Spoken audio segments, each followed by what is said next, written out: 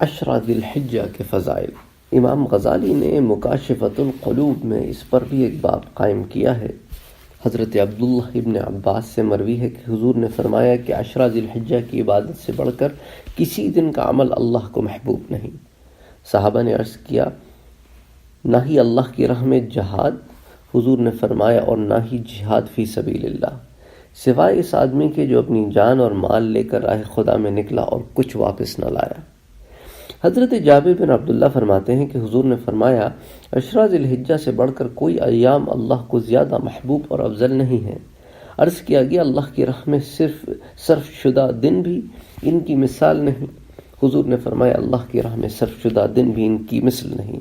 سوائے اس آدمی کے جو اپنے گھوڑے کے پاؤں کاٹ دے اور خود بھی راہ خدا میں زخمی ہو جائے۔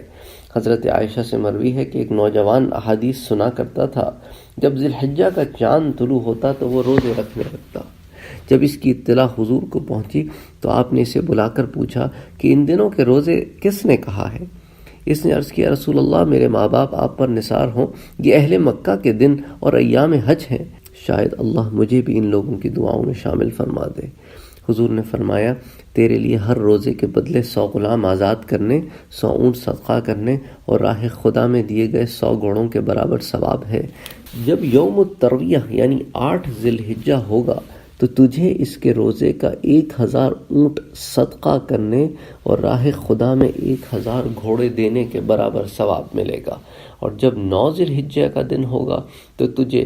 2000 غلام، 2000 اونٹ صدقہ کرنے اور 2000 گھوڑے راہ خدا میں دینے کے برابر ثواب ملے گا۔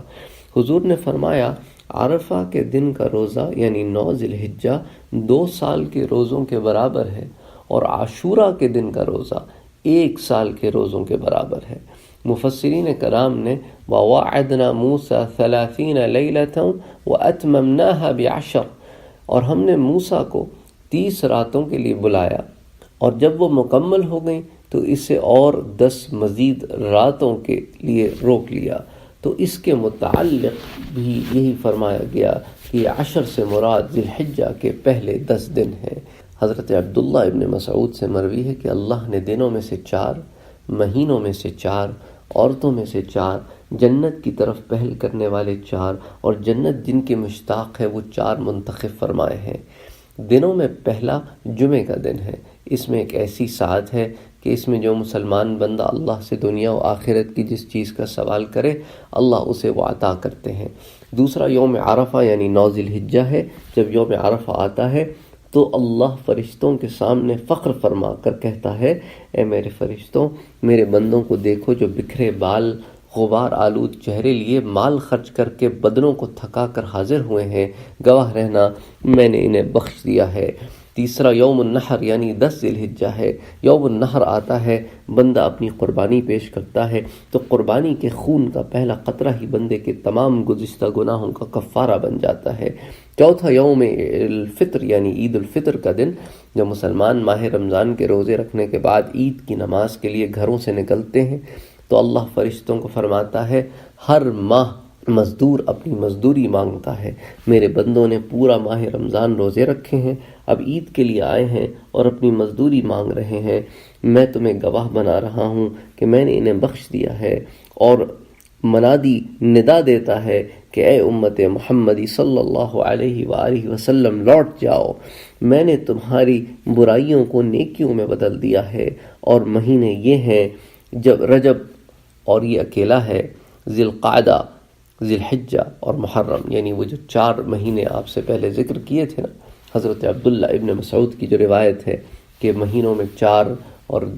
دنوں میں 4، تو 4 دن کا تو ذکر کیا آپ سے کہ جمعے کا دن ذی الحجہ کی 9 تاریخ، ذی الحجہ کی 10 تاریخ اور عید الفطر، اور جو 4 مہینے ہیں رجب یہ اکیلا ہے، اور ذی القعدہ، ذی الحجہ اور محرم یہ ایک ساتھ ہیں۔ عورتوں میں جو 4 ہیں، پہلی حضرت مریم بنت عمران،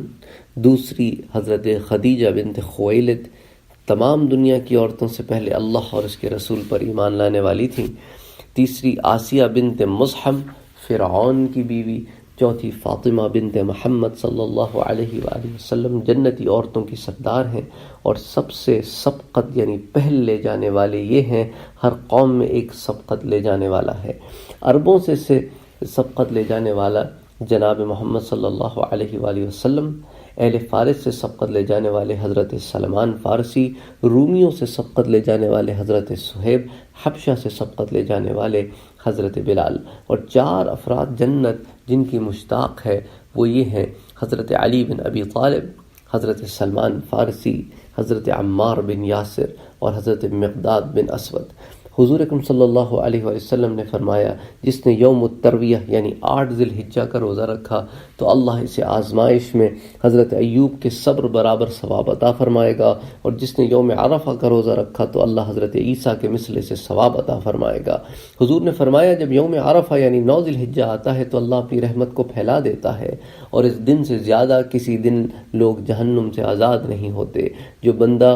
دنیا و آخرت کی کسی حاجت کا سوال کرتا ہے تو اللہ اسے پورا فرماتا ہے، اور یوم عرفہ کا روزہ گزشتہ اور آئندہ سال کے گناہوں کا کفارہ بن جاتا ہے۔ اس میں حکمت یہ ہے کہ اللہ جانتا ہے یوم عرفہ 2 عیدوں کے درمیان ہے، جو کہ مومنوں کی خوشی کے دن ہیں، اور گناہوں کی بخشش سے بڑھ کر خوشی کوئی نہیں، اور یوم عاشورہ دونوں کے بعد ہے، لہٰذا وہ 1 سال کے گناہوں کا کفارہ ہے۔ اور ایک وجہ یہ بھی ہے کہ یوم عاشورہ حضرت موسیٰ علیہ السلام کے لیے ہے، اور یوم عرفہ ہمارے نبی صلی اللہ علیہ وآلہ وسلم کے لیے ہے، اور آپ صلی اللہ علیہ وآلہ وسلم کی بزرگی سب سے بڑھ کر ہے۔